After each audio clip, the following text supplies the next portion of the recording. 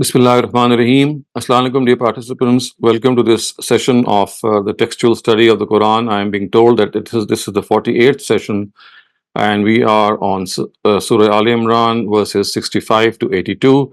We have already discussed in our last session the detailed points which arise in the explanation of this section, and today we will be attempting its literal and idiomatic translation. So once again, a very short and a sweet reminder, I would say, that please try to benefit from this literal and idiomatic translation. The purpose of this translation is to bring you closer to the text, especially people who are not conversant with the Arabic language in the sense that they understand Arabic. This exercise is meant to bring you very close to the text and how you can translate it without even knowing Arabic. It's just a question of noting down some of the vocabulary points.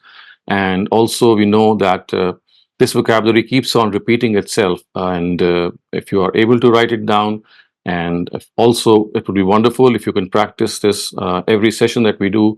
Once we complete this later on by your own self, by translating it and then comparing your translation with the original, I do hope that this will be, inshallah, of tremendous benefit for you. I've been doing this with some other students in many different sections of my teaching career, and I have found a good, useful feedback from the students. So that is why I wanted to introduce this in our Quran session as well. So starting off with verse 65, the literal and idiomatic translation. Ya ahlal kitab lima tuhajjuna fi Ibrahima wa ma unzilat at-Tawrat wal Injil illa min ba'dihi afala taqilun.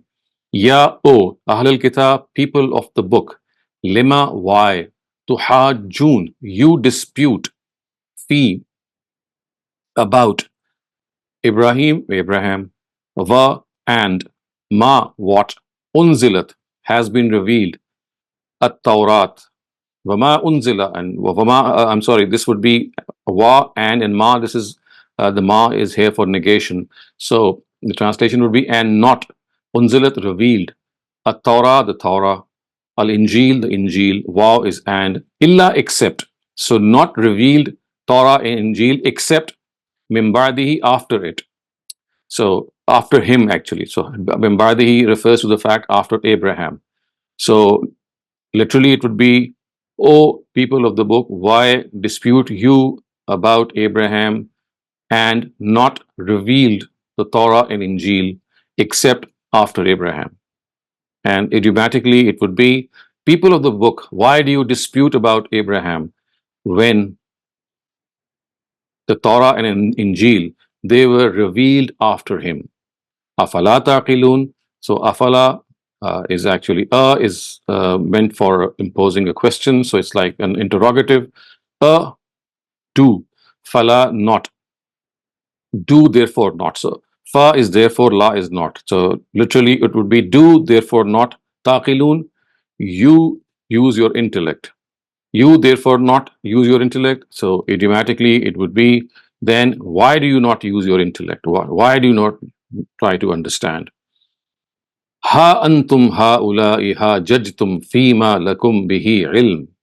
Ha antum, ha antum. The word ha here is meant for grabbing attention, for focusing attention, though that is why it is used like this. Otherwise, the real word is antum. So ha antum would be, look, you. Haulai, you. Haulai, of course, refers to the demonstrative pronoun in the distant. So ha antum haulai. So it is you. Ha jajtum. Ha jajtum would be to argue and to dispute, or to, I mean, to have a detailed argument. So it's like ha jajtum would be, it is you who have an argument. It is you who dispute, or it is you who have disputed, because the word ha jajtum is actually a past tense. So ha jajtum would be, it is you who have disputed, fima, about, lakum, for you, bihi, in it, ilm, knowledge. So literally it would be, you, they, I mean, you, ha antum haula is basically like adding an emphasis. So it is you, ha antum haula, it is you, ha jajtum, who dispute, fima, about, lakum, for you, bihi ilm, in which there is knowledge. So idiomatically, it would be that you are people who argue about things, who dispute about things about which you had some knowledge. Bihi ilm. So remember, the word ilm is not defined here. It occurs as an indefinite noun, and this indefinite nature of the noun entails that we translate it in the form of little knowledge. So al-ilm, instead of al-ilm, it is ilm, and the reason that we don't have alif lam makes us translate this word ilm as little knowledge. Falima. So falima tuhajjun. So again, falima. Therefore, lima, why? Therefore, why? Tuhajjun, you dispute, you argue. Fima, in that. Laysa, not. Lakum, for you. Bihi, in it. Ilm, knowledge. So literally, it would be, therefore, why you argue about not for you in it knowledge. And if I make this into a meaningful sentence, it would be, but you must argue now about that which, but must you or should you now argue about that which you have any knowledge? So therefore, the meaning is that indeed you are the ones who argued about things about which you had some knowledge. So previously you had some knowledge and you made an argument, okay. But falima tuhajjun.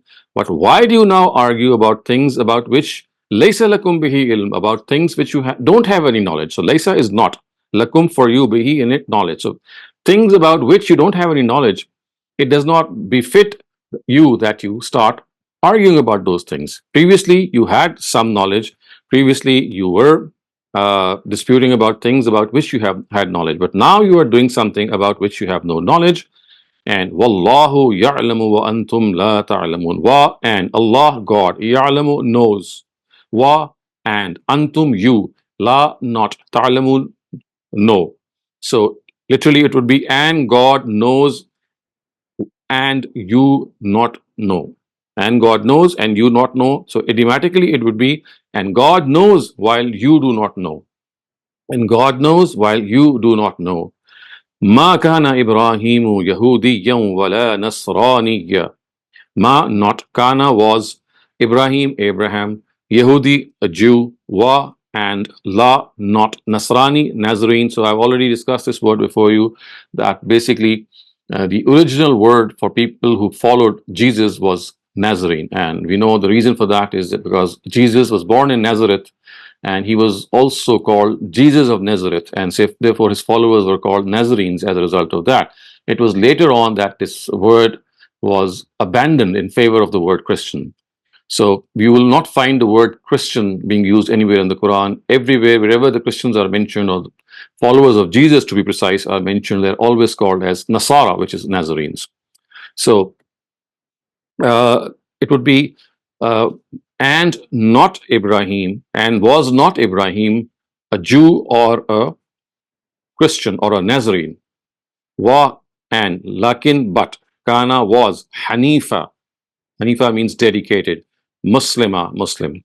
So literally it would be, not was Abraham Jew or not Nazarene, and but was dedicated Muslim. So this is would be the literal translation, and if you make it into a meaningful sentence, it would be that Abraham was neither a Jew nor a Christian or a Nazarene. In fact, he was a dedicated Muslim. So Hanif is someone who is fully dedicated, who's someone who's fully adopted religion, and he is devoted in this matter. So that is what Hanif is. Hanifa Muslima. And then Wama kana min al mushrikeen, wa, and, ma, not. Kana, was, min, among, al mushrikeen, the idolaters. So not, so it would be, and not was he from the idolaters. So that would be the literal translation. But idiomatically, it would be, and he was not amongst idolaters. And remember this alif lam on al mushrikun, actually, this is a definite article and it points towards a special category of the mushrikun, or the idolaters who were right there in the city of Mecca, of course, or who lived in a larger sense in Arabia. They were the Ishmaelites also. They are also called the Ummiyin by the Quran, the unlettered. So all whenever you find this alif lam with the word mushrik, always remember that this refers to the idolaters of Arabia, people who are Ishmaelites. So remember, the claim of all these three denominations was that Abraham was their ancestor. So the Jews said Abraham was their ancestor, the Nazarene said he was their ancestor, and the idolaters also said that they belong to his lineage. So the Quran is now negating and saying that he was neither a Jew nor a Nazarene, and nor was he amongst these idolaters, but he was a Hanifan Muslim. He was like someone who was a devoted Muslim. And again, one thing that you might need to note here is that the word al-mushrikun, wherever it occurs, as I said, it refers to the idolaters of Arabia. It does not refer to the mushriks of the world, as sometimes it is thought to be so. And also important to know is that people become idolaters when they confess or they acknowledge that they are doing idolatry. In the absence of that, the Quran does not call any person who indulges in polytheism or idolatry but does not profess to it positively. And I've been saying this all along, that this is precisely the reason why the Christians who regard Jesus to be the Son of God, and of course, this is a form of idolatry, it's a form of polytheism, but the Quran does not call them as polytheists. It calls them to be deviant monotheists. If, yes, they are following monotheism, but because they always interpret the Trinity in a way that they say that this is an expression of their understanding of monotheism, the Quran does not accept this understanding, but it says, okay, since you do not confess towards polytheism, you confess towards monotheism, so we will call you monotheists. And I think this is a huge object lesson for all of us, that people who do not confess to a certain thing that we might think that they are doing must never be called by that name. And that is why in the whole of the Quran, I've been saying this earlier on as well, in the whole of the Quran, you'll not find al-mushrik, the word al-mushrik, being used for the Christians, in spite of the fact that they regarded Jesus to be Son of God. And in fact, the Jews of Arabia also were technically doing polytheism, because they associated Uzair or Azra to be the Son of God. But both of them, they are regarded to be monotheists, and as far as being polytheists are concerned, the only polytheists which the Quran recognizes are the idolaters, and that too because they confess and admit to polytheism. Inna awla nasi bi Ibrahim lillazina ittaba'uhu wa hadha an-nabiyyu wallazina amanu wallahu waliyyul mu'minin. Inna, indeed, awla, more entitled, annas, people, be Ibrahim, about Abraham, lillazina, those who, ittaba'uhu. And of course, when we read this word by joining it with the previous, we would say nattaba'uhu. So nattaba'uhu would mean who followed him. Wa, and hazan nabi, and this prophet, of course, referring to Prophet Muhammad. Wa, and allazina, those who amanu, professed faith. Wa, and Allah, God, waliyu, friend or companion, al-mu'mineen, believers. So, inna awlun nasi bi Ibrahima, literally it would mean, indeed, more entitled amongst people to Abraham are those who followed him, and this prophet, and these believers. And idiomatically, it would be that indeed those who followed Abraham are more entitled to ascribe themselves to him, to attribute themselves to him. And now this prophet also is entitled. So, Hazan Nabiyyu wallazina amanu. So, indeed, those who ascribe themselves to him, they are more entitled to be called his followers, and this prophet also, and his people who have professed faith with him. Hazan Nabi, this prophet, wa, and allazina, those who amanu, who believed. So, and those who have professed faith in him, which means who have professed faith in prophet, they are the ones who are more entitled to be called the followers of Abraham. Wallahu waliyul mu'mineen, and wa, and Allah, God, waliyu, friend, al mu'mineen, believers. So literally it would be, and God, friends, believers. And to make it more meaningful, it would be, and God is the friend of believers. And as you can see, Ustaz Ghamidi has translated this while giving due consideration to the alif lam appended to mu'mineen. So it's not just the mu'mineen, it is these mu'mineen, or these believers. So in other words, one thing that I have also been making this point all along is that whenever you translate a Quranic verse, don't forget to translate the word alif lam, because at times it is used for a genre, and at times it is indicating a specific subset. So here, of course, not all the believers of the world are being referred to. And as you can see, the word al is referring to these mu'mineen, which means people right there in front of their eyes. So they are the ones about whom we say that God is their companion. So it's not that God is not a companion to the rest. The only thing is that the point being made here is that such believers who are the followers of Abraham, they are the ones about whom we can say that God befriends them. God is a friend of them. So the word wali, as you can see, has several meanings: companion, friend, associate, all, and master. All these things occur in its meaning, but obviously it is the context which decides. So here it is, Wallahu waliyul mu'mineen, and God is a friend or a companion to these believers, referring to the believers who are right there. So do make it a point that whenever you have this practice session of translating the Quran, and I would say this again, that when we finish off these lessons, please try to practice your own translation. So remember, the more you practice, the more you will be able to come closer to the text of the Quran. And when you do so, always translate the alif lam wherever it occurs on a noun. So for example, here you can see an-nabi is appended. I mean, the word alif lam is appended to nabi, which means not every nabi. It's referring to Prophet Muhammad. So that is why the alif lam is there. And similarly, if you look at al-mu'mineen, so it's not all the believers that are being referred to. The believers who are right there are being referred to. And by the way, you might also want to know this, that the word Allah is also made by appending alif lam to the word ilah. So al, when you append alif lam or al to ilah, it becomes Allah. So there is an extra lam which occurs in between, and that is dropped.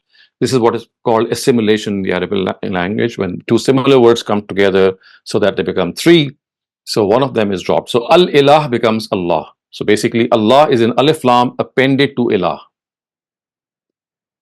وَدَّتْ طَائِفَةٌ مِّنْ أَهْلِ الْكِتَابِ لَوْ يُضِلُّونَكُمْ. So وَدَّت means want or wish. Taifa, we have this word in our Urdu language as well. So the word taifa means group. Min, from among. Ahlil kitab, people of the book. Law, desire. Yudillunakum, to lead you astray.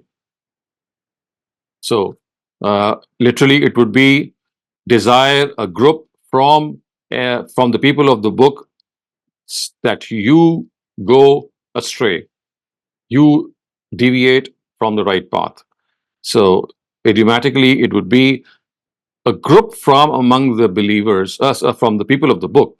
A group from among the people of the book desires that would you not go. So love is like expressing your desire. And the word waddat also has the same meaning. So when you translate words in which you have similar meaning, so you can see that some stresses are added. So waddat ta'ifatum min ahlil kitab would mean that waddat, of course, means to desire. People, there is a group from among the people of the book who desires would that you go astray.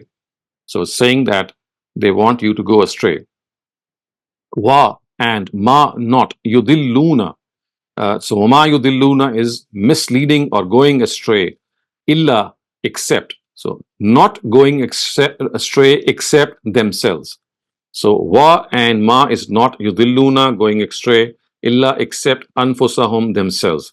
So literally it would be and not going astray except themselves, and not going astray except themselves, meaning that only they themselves are going astray.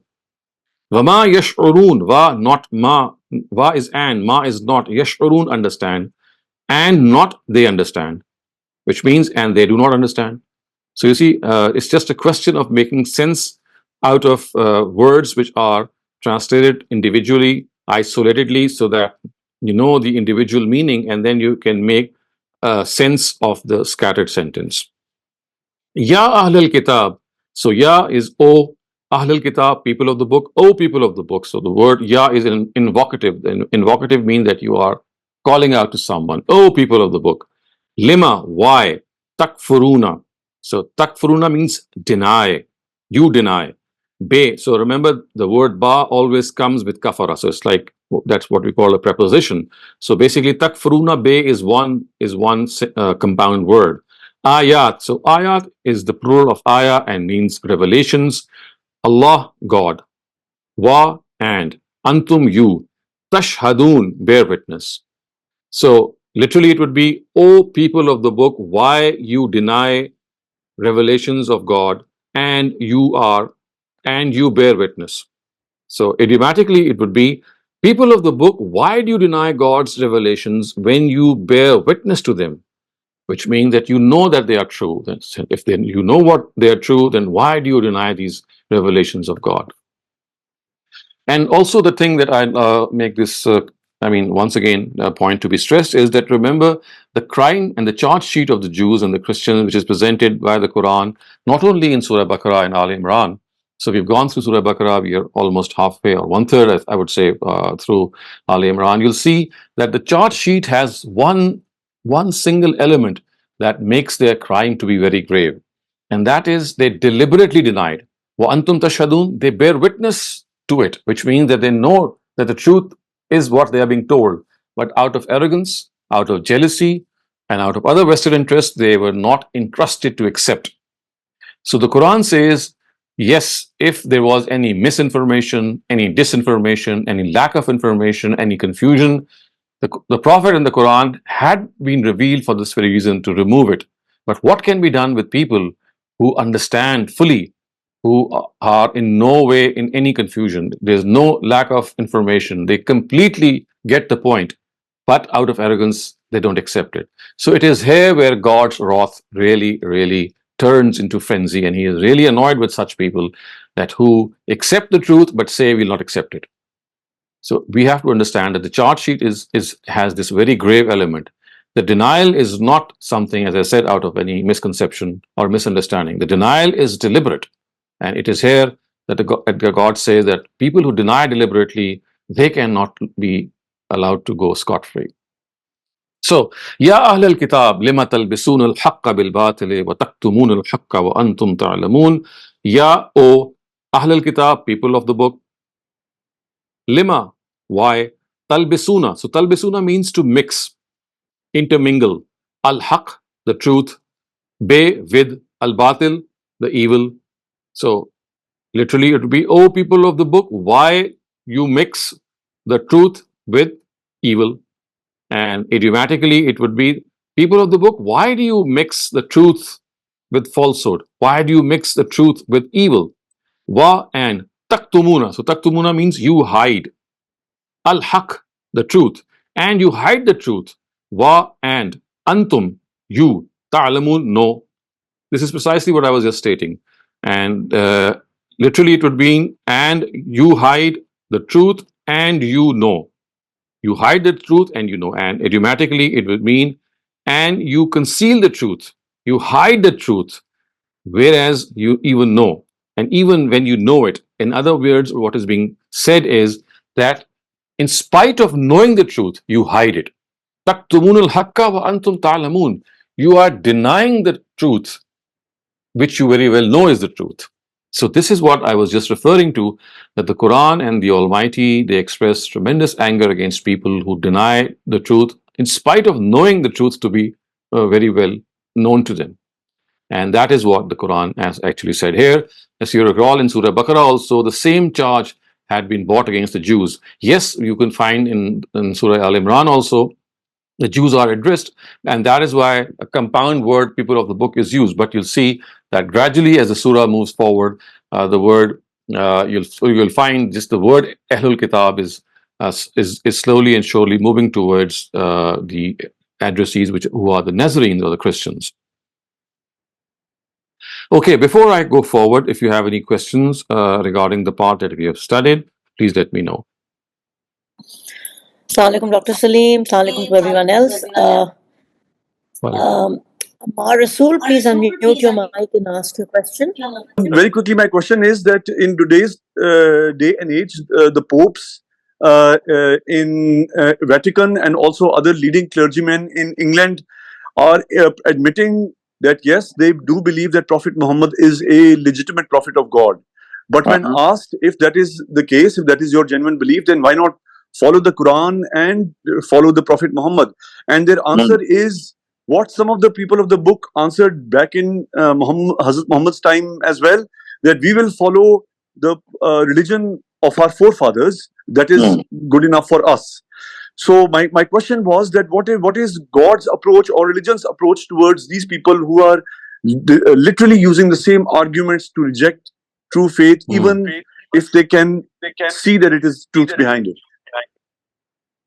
You see, we cannot say with certainty if these people are denying out of any intentional intent in which they would like to deny, say that, well, if he's a prophet of God, then he's just for the Muslims and not for us. If the argument is what they say is something which is misleading them, so that is something which only God can decide. As far as we are concerned, what we can say is that if they are deliberately doing so, they are convinced of Prophet Muhammad and they are, not accepting him in spite of that, then the Almighty has given us this precedent in the Quran then that, they will not be forgiven for that. The only chance for them is that they are in some sort of confusion. So you see, this is exactly the difference between this post-prophetic era and the era of Prophet Muhammad. In that era, this confusion is absolutely removed in the presence of Prophet himself. So there no confusion remains, and that is precisely the meaning of Itmamul Hujjah. But in later times, like for example today, Itmamul Hujjah, or conclusive communication of the truth as we call it, can not take place, because remember, for that you need a prophet of God. So because today prophets don't come, so now there is always a chance that people may get confused, may have some misinformation, may be misled by the actions of the Muslims, but they could have a legitimate excuse. So therefore the stance of the Quran is very clear that if any such thing has happened in which they are denying or being drawn away because of any confusion or lack of information or disinformation, they will be given some leverage for that. But if they are convinced and it's just that they are posing something outwardly, then there's no forgiveness for them. But the other important thing is that their worldly punishment has been deferred. So remember, in the prophetic era, if people deliberately deny, the Almighty makes it sure that they are punished in this world. But in the post-prophetic era, the era in which we live, even if people deliberately deny, then their punishment is deferred to the day of judgment. So what we can just say is that if today the people who do so, who accept Prophet Muhammad as a prophet, and they say that he's not our prophet, he's a prophet to the Muslims and our prophet is Jesus, because you see, the Quran has made a case absolutely opposite to this. The Quran has addressed the people of the book right in the beginning of Surah Baqarah and said, Aminu bima anzaltu. You have to believe in what we have brought to you, because your own books bear witness that there's going to be a final prophet and who's going to bring a final book of God. So now that he's arrived, we expect you to be the first to profess belief in him. And that is why the Quran says, Wala takunu awwala kafirin bihi. Why are you the first people to deny this Quran? So that is something they will have to face in the hereafter. But remember, as I said, in today's world where conclusive communication of the truth has not taken place against these non-Muslims, this is something which God is going to decide. Thank you for that, Dr. Saleem. Uzair Khan, you may unmute your mic and ask your question. And everyone, please bear with us with this echo in the background. We are aware of it. If we can all work through it, that'll be great. Okay, Uzair Khan. Assalamu alaikum. Doctor, my question is regarding the Quran's use of the word ma yasharun for non-believers. In contrast to what you already explained, that they knew it, they willfully were denying it. Also in the ayah 19 of this surah and elsewhere, I think in Surah Baqarah, where the use of the word ma yakhdun, over there as well, the Quran uses the term ma yashurun. So I am unable to understand, why does the Quran say this? There are two different instances. So you see, وَمَا يُضِلُّونَ إِنْ أَلَّا إِلَّا أَنفُسَهُم means that they are trying to lead themselves away while not being aware of it. So they're like deceiving themselves of this particular issue. And being aware of the fact that the Prophet was a true prophet, and to them he was someone who had come in confirmation of the prophecies which were found in their own books. That is another issue. So these are two different things. When the Quran says that you should, it actually expresses the fact that the people of the book desire that you go astray. And when they desire this, they are only deceiving themselves.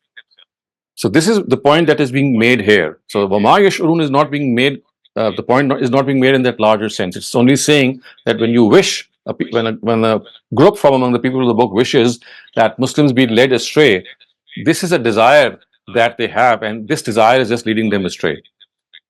So it is a comment on this particular desire. Whereas the rest of the Quran, I mean, or the rest of the verse, as you can see, Antum Tashhadun wa Antum Ta'lamun, all these refer to the broader aspect in which the fact is that you know the truth, the complete truth, the whole truth, and you still don't accept it. Right, understood. Thank you for that, Dr. Saleem. So, Dr. Saleem, my question is that the alif lam makes a noun into a proper noun. Is that what the understanding Not is? always. So that is a simplistic understanding. I mean, yes, it does at times make a proper noun, but in the Arabic language, the word, the alif lam, is called the definite article. Whenever it is appended to a common noun, it gives it two basic nuances, I would say. So one of them is that it's referring to the genre. So, for example, when I say I'm going to a tree, or if I say the tree which is in my garden is bearing fruit, so I'm referring to a very particular tree. But when I say that do not go near the tree, or when I say the tree has branches, so I'm just referring to a general tree, not all the trees. So when I'm specifically referring to some particular type of tree, then also I use the word alif lam. And when I am referring to the genre of trees, then I also use the same alif lam. So it's a question of understanding where the alif lam is being used to refer to a genre and where it is being used to a specific category. So in one case, all types of trees would be referred, and in the second case, only a particular type of tree would be referred to. So that is Okay. that is the difference. That it's not just it makes it to be a proper noun.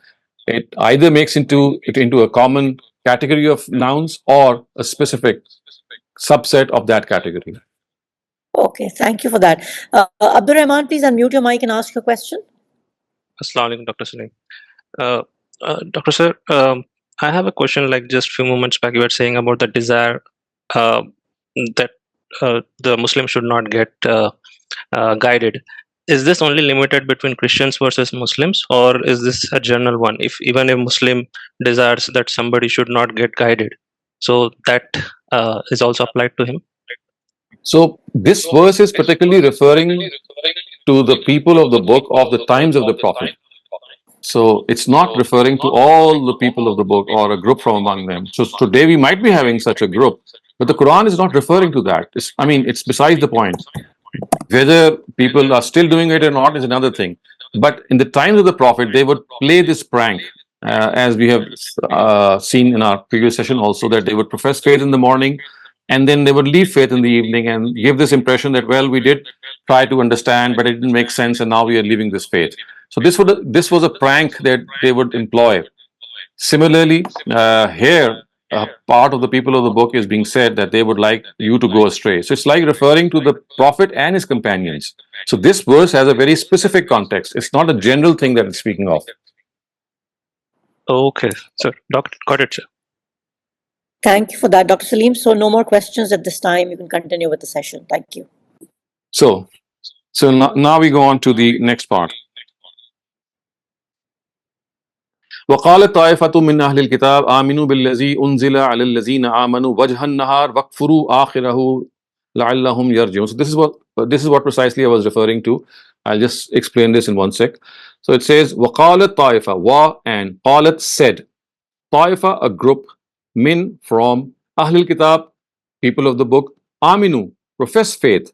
Aminu Be is one compound word. As you know, I've been telling this previously as well, that the word Ba is a preposition for Aminu. So Aminu Be means profess faith. Allazi, in that, Unzila has been revealed, Allah on, Allazina those, Amanu have believed, Wajhan Nahar. So Wajhan Nahar means beginning of the day. Va and Ukfuruhu or Wakfuruhu would mean deny it. Akhirahu, at the end of the day, la'allahum, so that they, yarji'un, they give up, which means give up their faith, of course.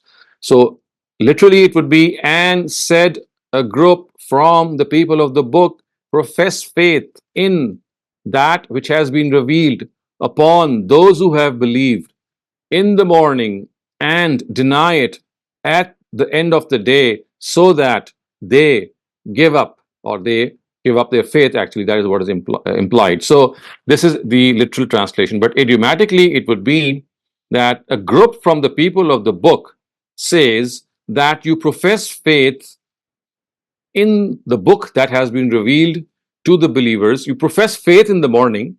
Wajhan Nahar means in the morning.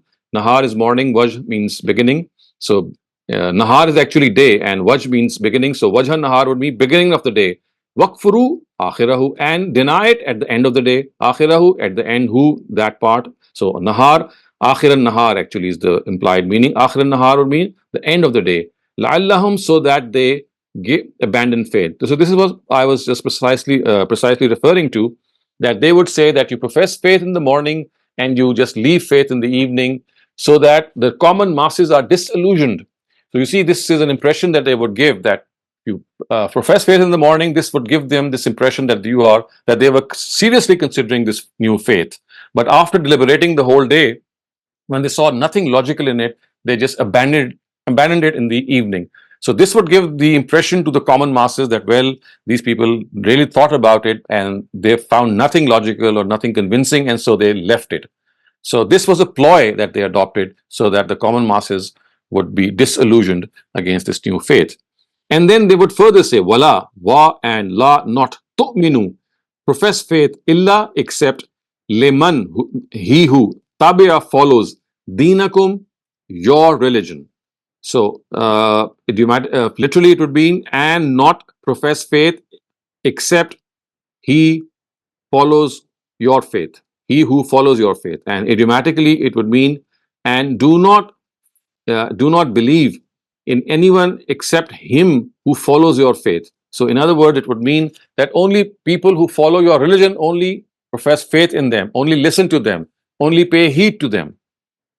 Qul, say, inna, indeed, al huda, the guidance, hudallah, guidance of God. Now this is like a parenthetical sentence. I have already explained this, that this is an insertion, and the discourse actually is, dinakum is connected to an yu'ta.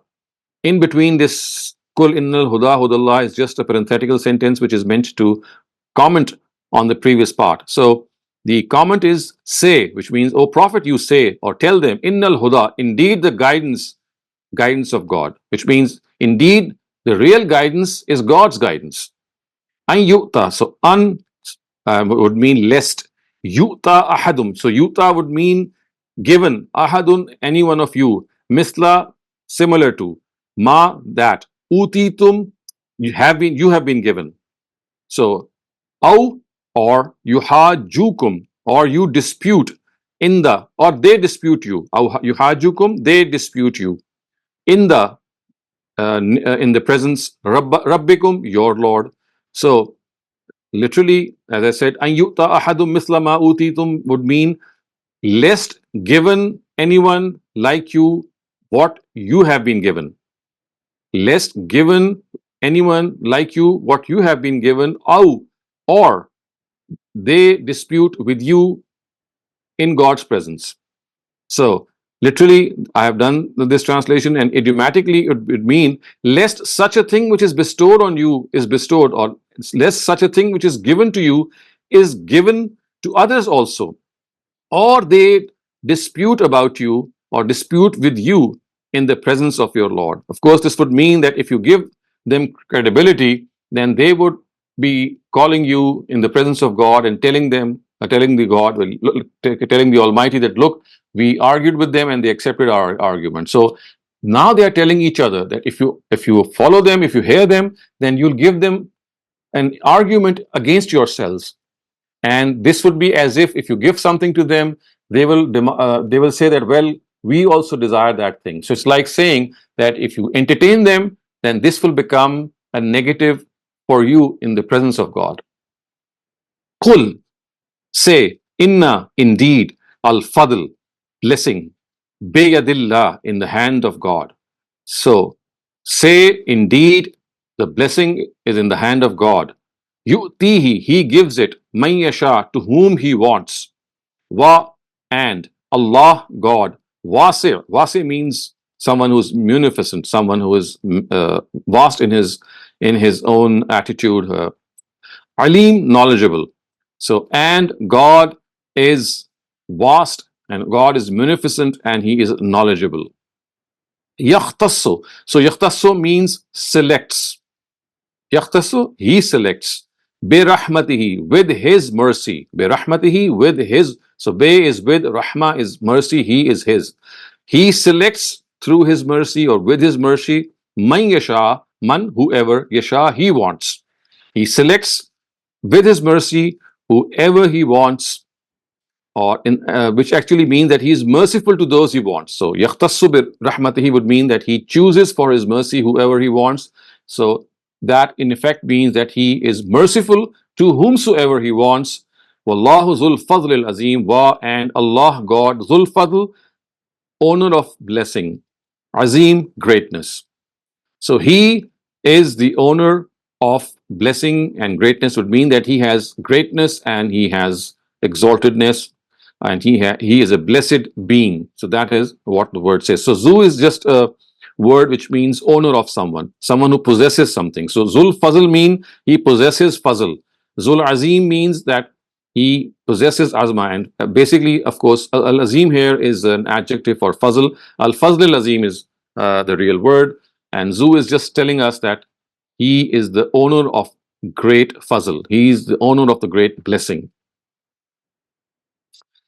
وَمِنْ أَهْلِ الْكِتَابِ مَنْ إِنْ تَأْمَنْهُ بِقِنْطَارٍ يُؤَدِّيهِ إِلَيْكَ وَمِنْهُمْ مَنْ إِنْ تَأْمَنْهُ بِدِينَارٍ لَا يُؤَدِّيهِ إِلَيْكَ إِلَّا مَا دُمْتَ عَلَيْهِ قَائِمًا. These are magnificent Arabic words, the way they have been chosen and selected. Only one can wonder how human beings can construct this. It's a construction which is so unique that one immediately leaps to the fact that only God could have said these words in this manner. So, were and min ahlil kitab, from among the people of the book. Man, are they, or is that person, we can say. In ta'manhu, if you entrust him. Ta'manu, give him that amana. If you entrust him with biqintar. So qintar means a huge treasure.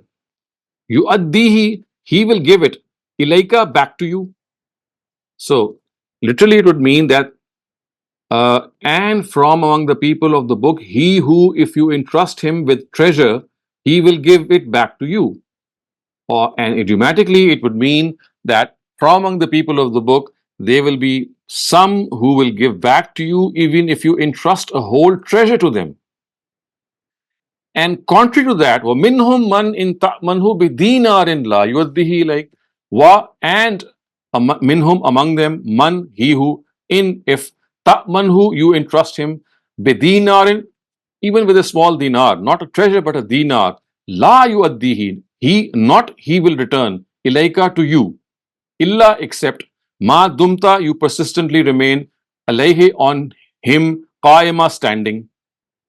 So idiomatically it would mean that whereas there is another person from among the people of the book, there is another type of person with whom if you entrust even a dinar, he will not return it to you. So remember, there is one group or there is one type of people to whom if you entrust a whole treasure, they'll return it to you. But there is another group to whom if you entrust even a dinar, which is a very, very small amount, he will not return it back to you.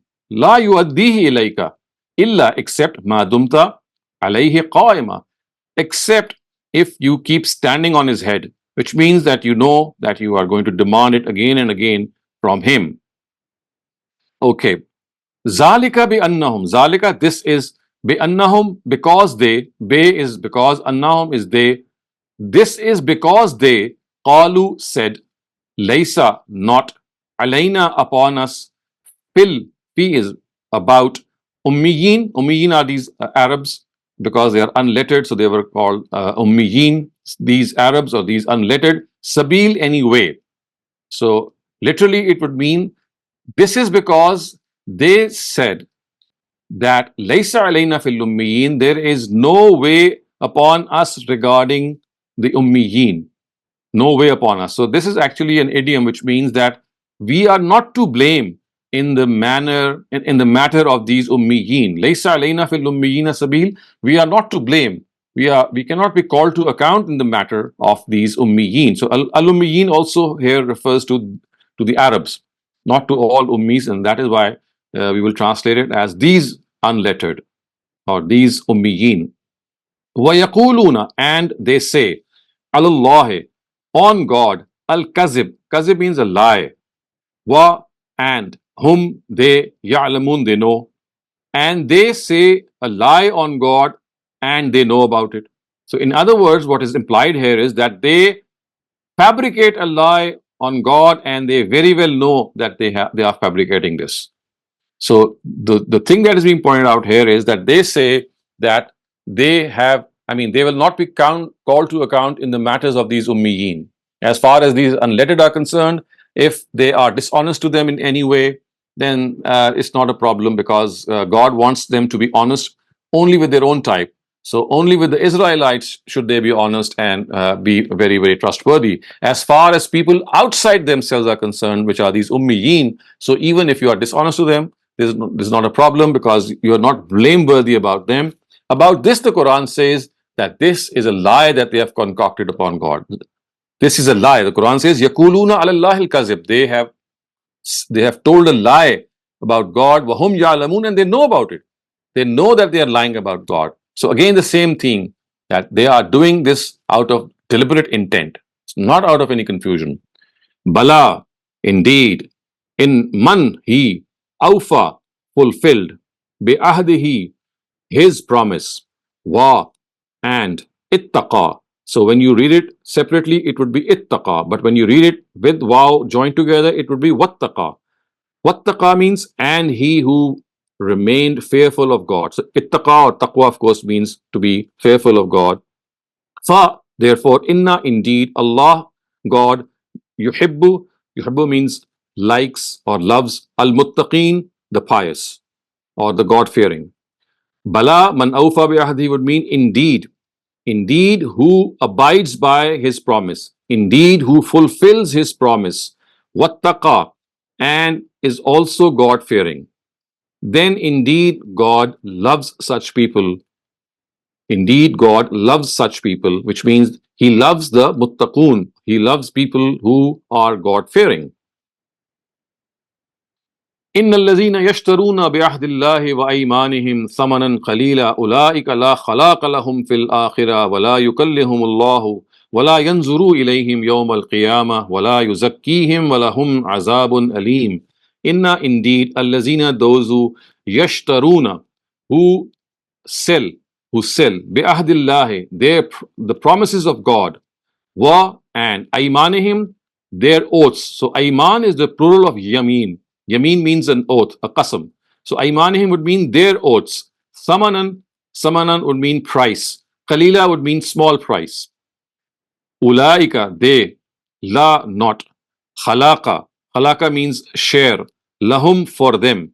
Fi, in. Al-akhirah, in the hereafter.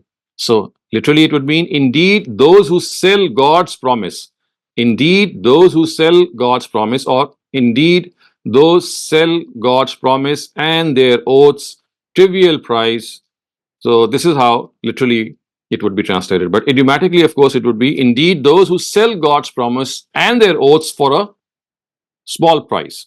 Indeed, those who sell God's promise and their own oaths for a small price.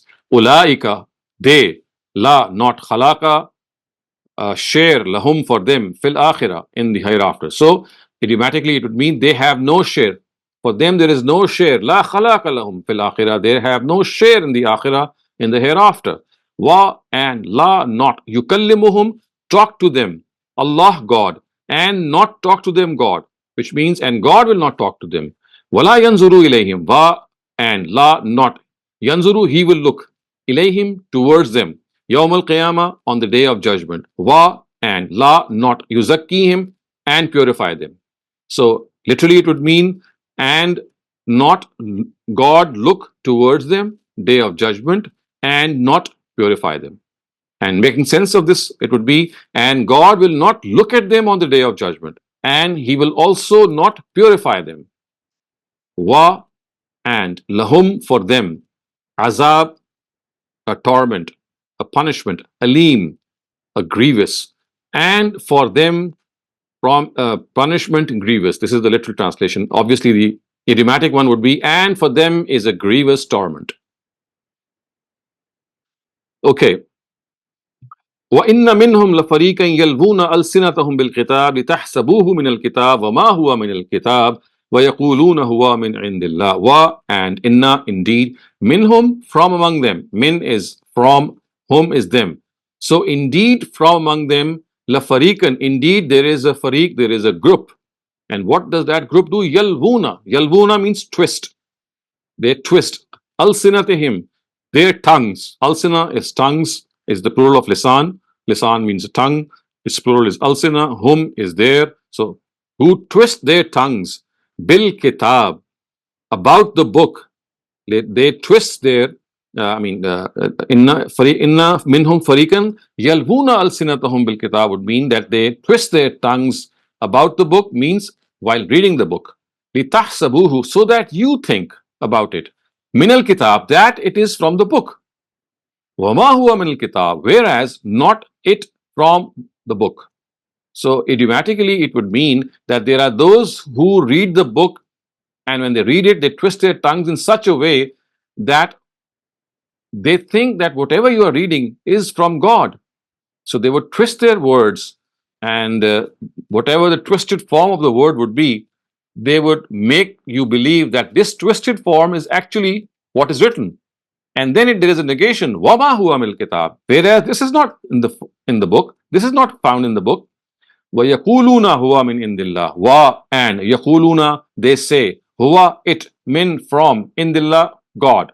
So idiomatically it would mean, and they say this is from God. This is from God. Wa ma huwa min indillah, wa, and ma, not, huwa, it, min, from, indillah, from God. Whereas it is not from God. They say it is from God, whereas it is not from God, because of course what they said was, by twisting their tongue they had now made a new sentence, and they gave this impression that this new sentence after twisting their tongue was actually what was written.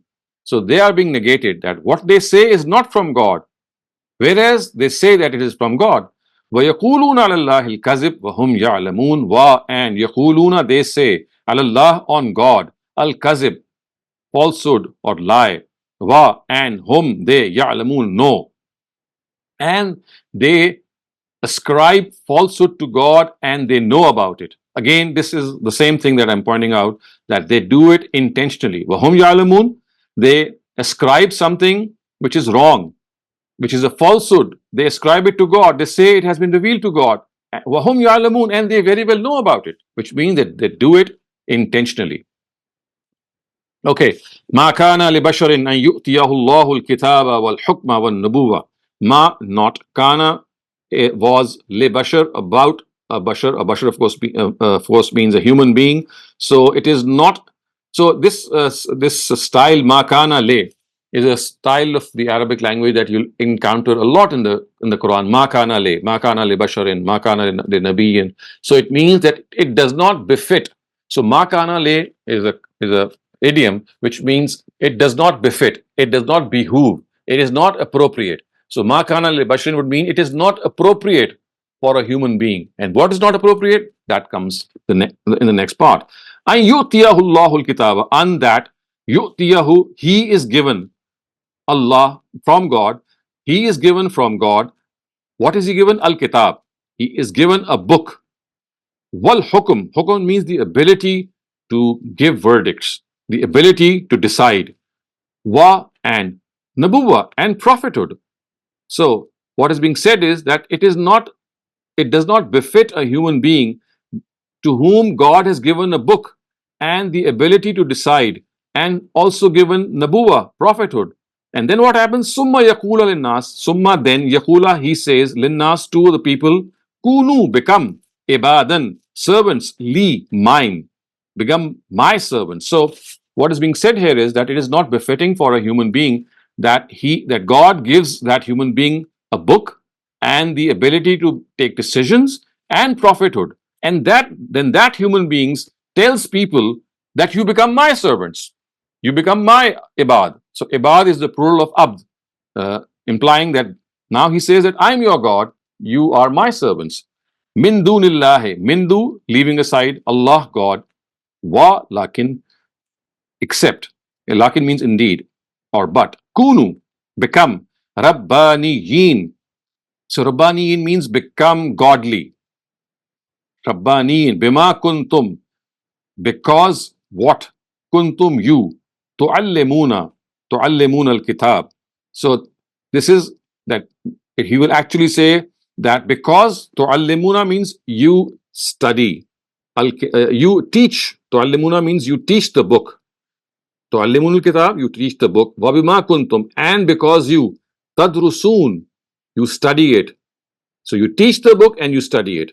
So the whole sense is that this will never happen, that God gives a bashar, God gives a human being his own book and the ability to decide and prophethood. And then that human being would be so audacious that he would stand up and say that you become my servants, leaving aside God.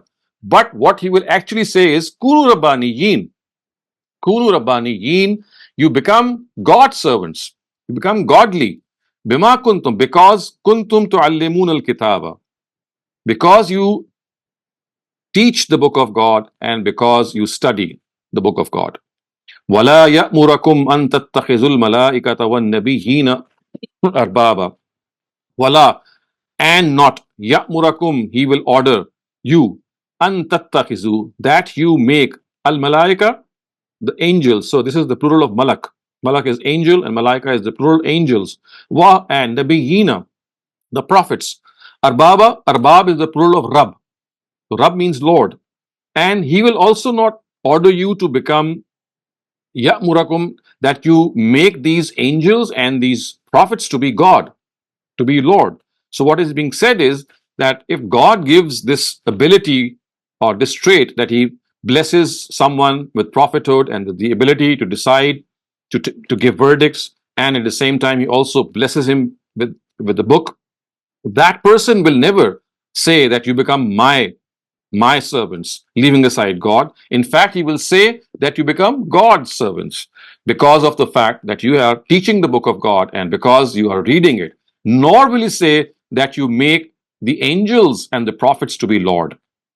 So this is a negation on the part of God. Ya'murukum bil kufri ba'da is antum muslimun. Will you? Ya'murukum, give this order bil kufr, about disbelief. Ba'da, after, is when antum, you muslimun, become Muslims. So which means that will he urge you? Ya'murakum, will he urge you? Will he order you to this form of disbelief after you have become Muslims?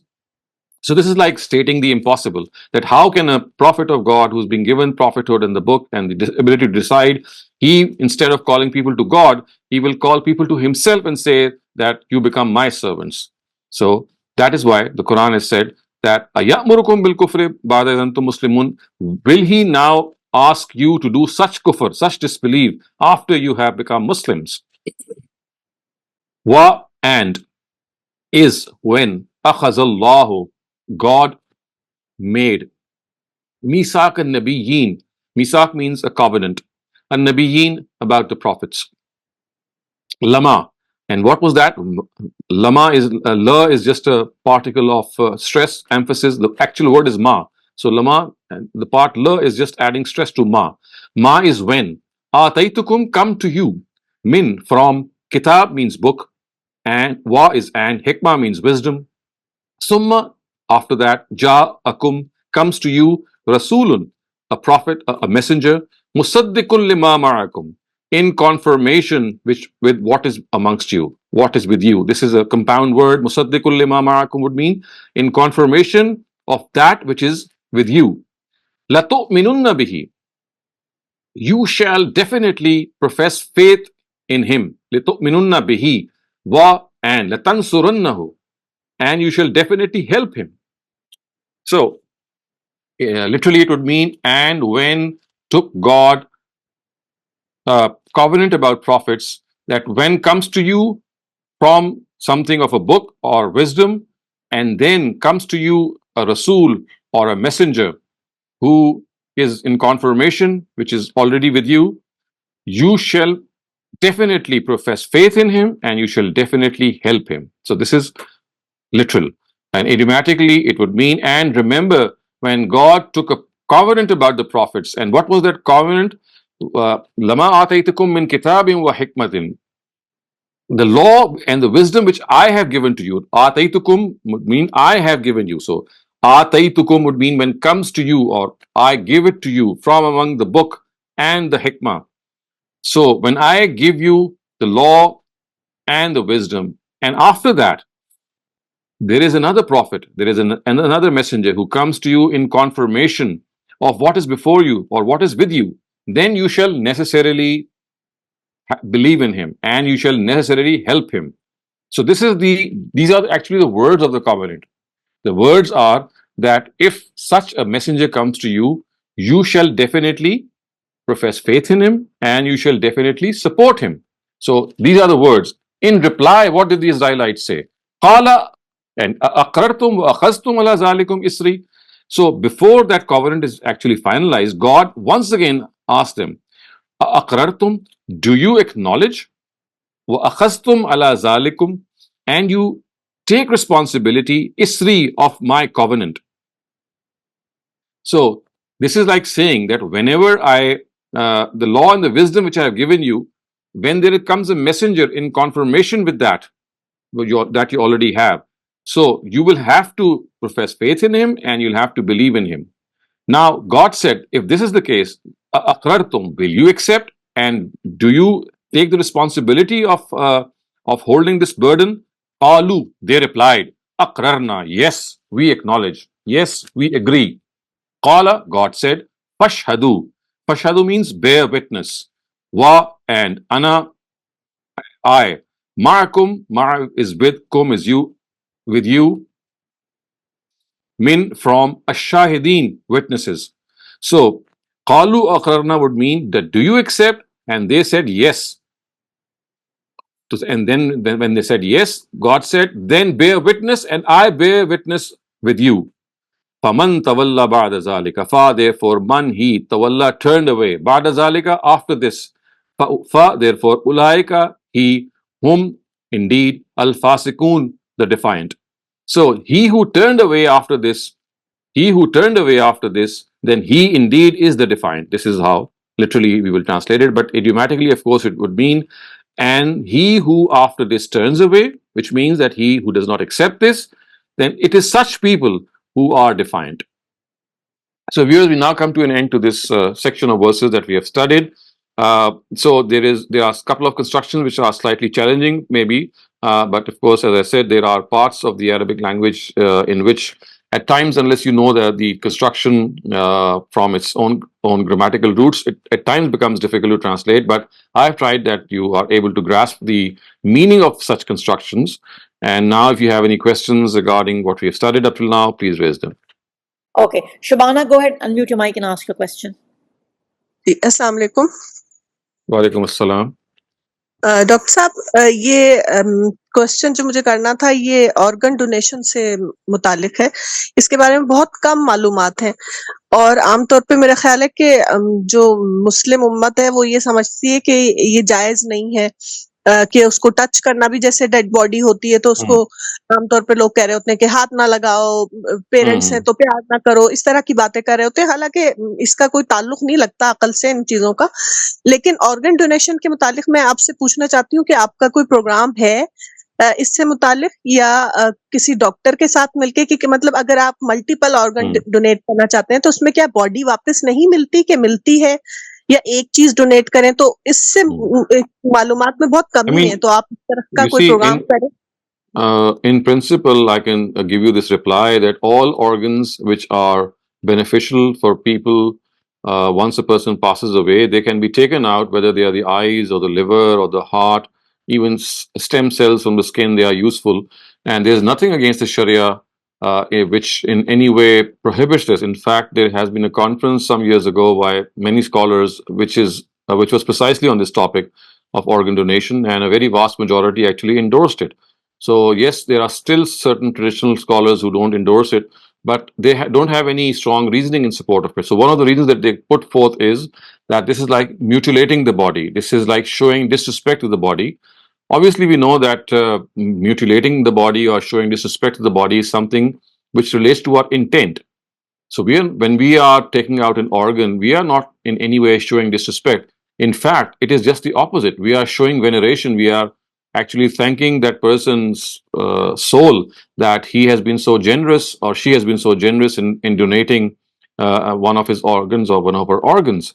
So this is one of the reasonings that they give. And the second reasoning is that they say that a person is not the owner of his body, and how can he have this liberty of donating something that he does not own?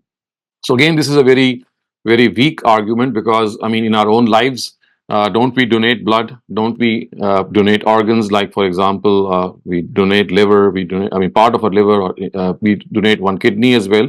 So yes, we, in a sense, that we are not owners of our body. We have been entrusted with our bodies. God has given our bodies as a trust to us, but He has given us the leverage to use them in a positive way. So we are not using them in any negative way, and we are not violating any sort of trust.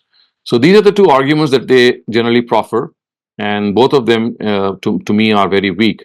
So I think that organ donation is a very, very noble, noble venture. If you're, in fact, I always urge people that they should try to become donors, and this donation can be made with regard to the city that you are living in. For example, if you live in Pakistan, then there are various facilities in Karachi, in Lahore, in Islamabad, where part of your bodies can be taken at the time of your death. Outside of Pakistan, I know there are facilities in the US, in the UK, in Australia, and many other countries in which, if you have a driving license, though on your driving license, it is written that you are a donor. So if you're found in an accident and it is written that you are a donor, then they immediately take you to a hospital or a facility in which such a transplant can take place, and then they take out that organ. And other than that, if you die in a hospital or your own home, so that donor aspect is already known to your family, and it makes arrangement immediately by ringing up the concerned authorities that they can take the body and remove the beneficial organs and then return the body. And then there is another step, and that is that at times people donate their whole body to a medical institution so that experiment can be done on the cadaver. So cadaver is the dead body, the corpse. So that corpse is given to medical laboratories so that they can experiment on the complete body. The subject of anatomy is taught by, of course, by dissecting the body in various parts. So there are people who would not even like their body to be returned. I know of a very respectable person, very, very close to me, who has donated his whole body, and he has said that he would like to give it to a medical college in which his body could be used for any experimentation and dissection. So I think that all these are extremely noble endeavors, and one should do that.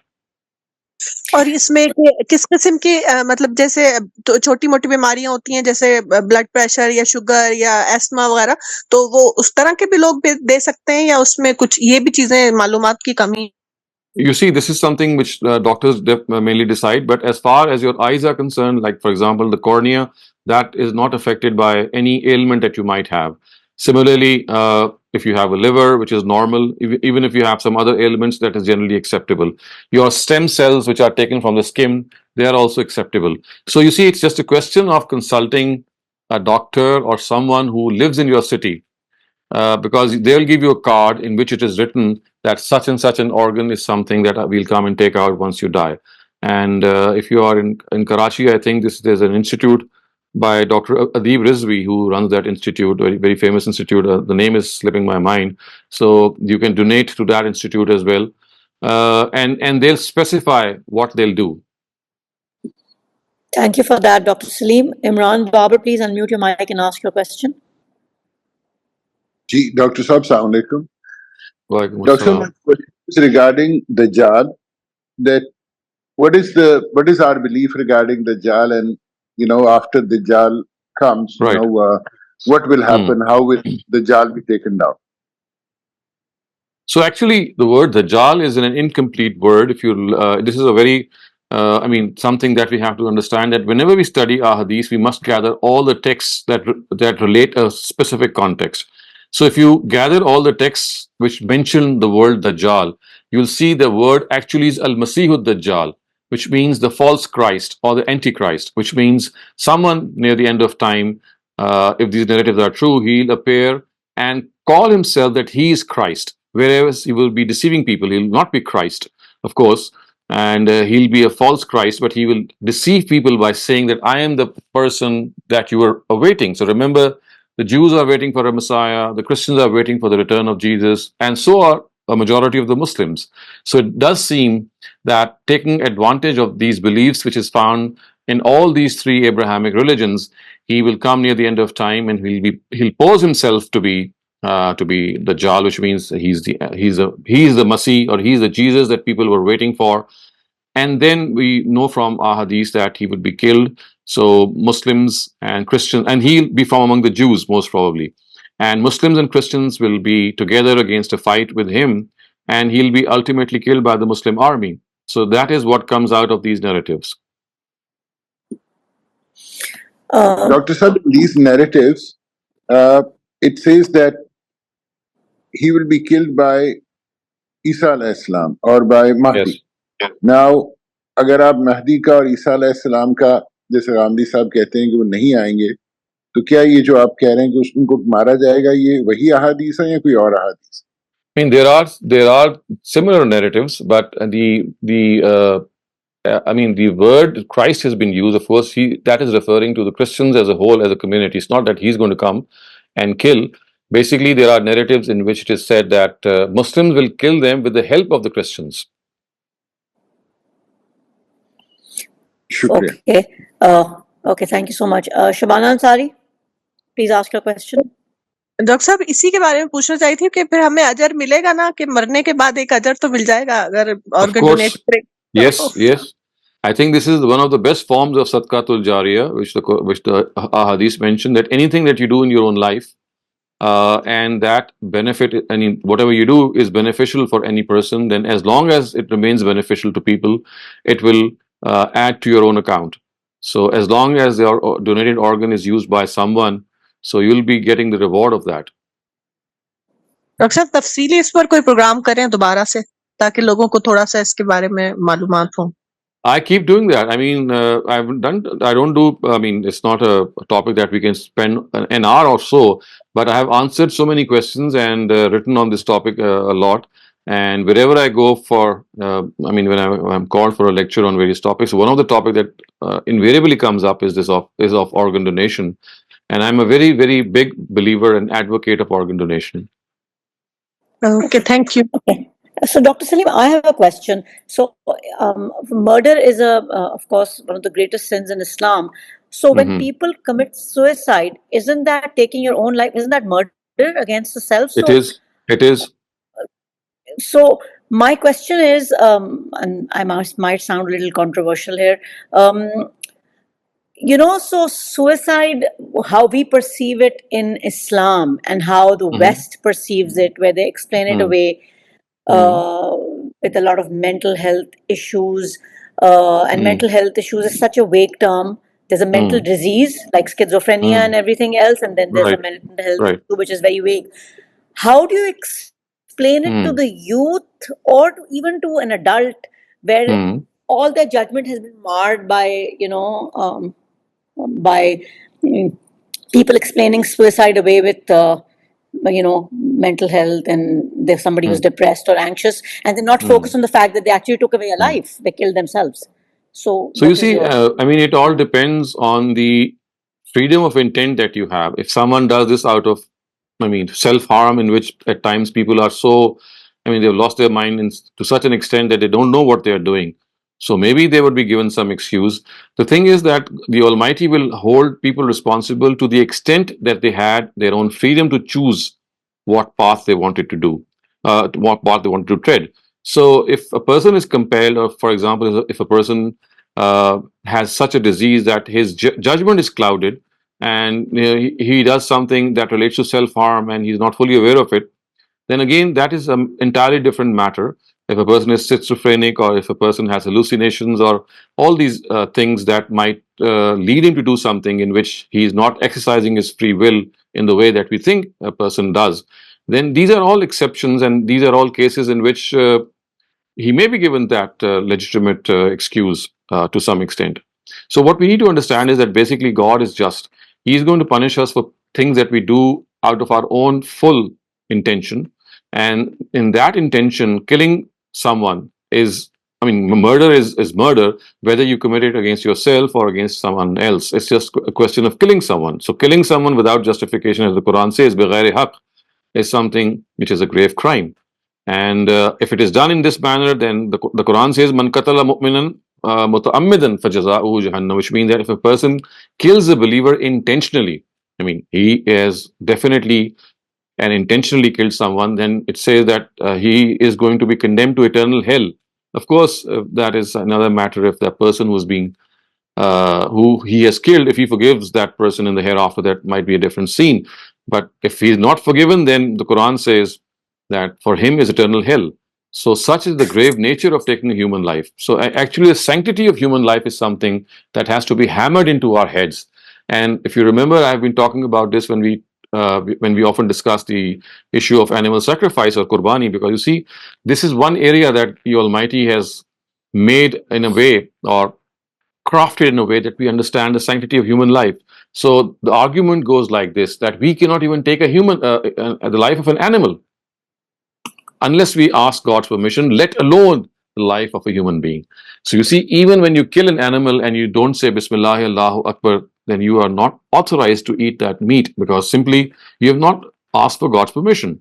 So the reason that this permission has been made mandatory is to give you this idea how important taking a life is. So you cannot take the life of an animal also, I mean, what to speak of a human being, without God's permission.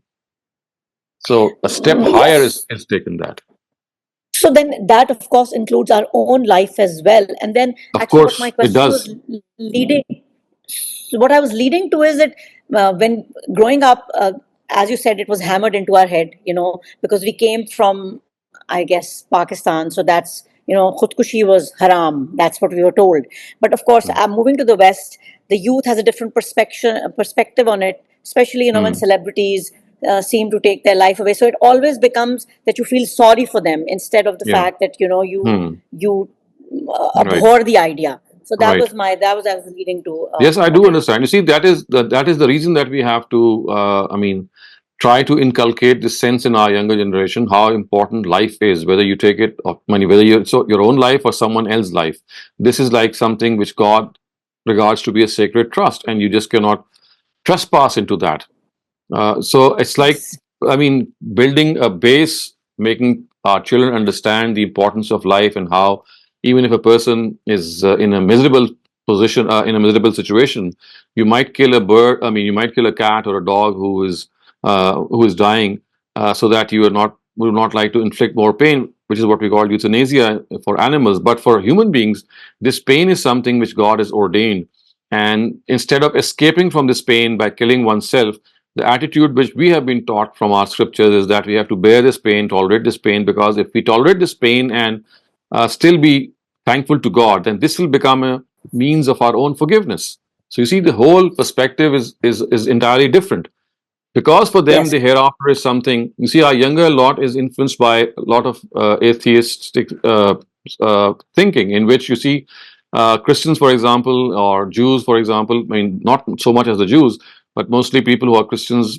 because they think that if they believe in Jesus dying on the cross for their own sins, so to them to do a sin is not that a big deal. I mean, it is something of a big deal as far as the state is concerned, because for the state they have to be punished. But in the larger sense, in the larger scheme of things before God, they know that Jesus has already bought them that salvation. So you see, that makes Right. another case in favor of being a very, I mean, very loose or careless in the case of the lives of people. Wonderful point. That is so correct. Thank you so much for that explanation, Dr. Saleem. Muhammad Asif Gumra, we just have a couple of minutes. If you can just make your question short, please go ahead, ask your question. Yeah, sure. I mean, thanks. Dr. Saab, normally we have a tradition, if somebody died, put into kafan and showing the, face showing. What is Islamic status on that? I know it's a tradition, or is something, is tradition come from last, from old I mean, times? this is just like a cultural thing. If you would like to show the face, I mean, normally it happens when people reach at the last moment when the person is being buried, they were not able to see that person who was generally made to lie in state in front of people when they could watch him. And this face is open for people who would like to see him for the last time. So it's just like a thing that you can do in deference to people who would like to see him for the last time, the person who's passed away. It has nothing to do with religion. Yeah, I mean, was a tradition at the time of Prophet or later on? I'm just wondering. Personally, I don't have any knowledge of that, because such details are not generally divulged in our history books. Yeah. I mean, it is something that could be a later edition, and it could be something. I mean, even if it was the time of the Prophet, as I said, this is more to do with our cultural and our own upbringing. It has nothing to do with religion. Yeah, that's what I thought. That's what my understanding, because for the last few time, and I attended few. I have done volunteering for Ghusl as well as I see. So, and it just come to my mind that. And by the way, you did a very good job on organ transplant, because I work in the organ transplant field in Canada. Handled all over Canada, SIUT, and other part of the world. So okay. it's a very big program. SIUT, yeah. This is SIUT, which is, yeah, that's what I know people over there. Plus, also there's a very big program in this interior scene, Gumbert liver transplant program. Gumbert, yes. Right. Yeah, it's a very big one, free.